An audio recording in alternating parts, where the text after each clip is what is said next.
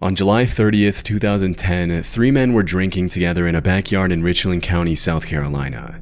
The names of the men were Leslie Todd Parvin, Edgar Lopez, and Pablo Gutierrez Guzman. At some point in the afternoon, an argument broke out between the three men, and Leslie ended up pulling a handgun from his waistband and taking the lives of the two other men. It's unclear exactly what sparked the argument between the three men, but immediately after the shooting, Parvin fled to Louisiana in his green Kia minivan. Once there, he shaved his head and destroyed both the gun he had used to take the lives of his two victims as well as the minivan. For a few days, Parvin managed to elude the authorities, but pretty soon the cops started scanning through license plate records of all green Kia vans registered in Louisiana. According to investigation documents, after the double murder, a witness had reported a partial tag of Parvin's minivan to the police.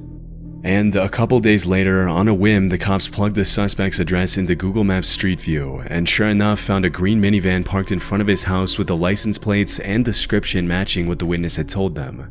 With that kind of evidence stacked against him, it was pretty much all over for Parvin. And on August 19th, a relative brought him back to his home in the Windsor Lake area, where he was promptly arrested on 2 charges of murder and later sentenced to 35 years in prison. During the investigation, it was publicly revealed that Parvin was a 20-year Army veteran with 5 overseas deployments and a pretty bad case of PTSD, which he had been diagnosed with in 2007. According to his father's testimony, his 20 years of military service and the stress from his tours near Iraq and Afghanistan could have influenced his behavior on the day of the incident. You would think that after 2 decades of selflessly serving his country, Parvin would have been provided the appropriate mental health treatment to help him live his life peacefully. Instead, 2 innocent men are now dead, and the perpetrator himself will be spending most of the rest of his life behind bars. 35 years after his crime, at the age of 75, Parvin will be released from prison into a world he'll probably no longer even recognize.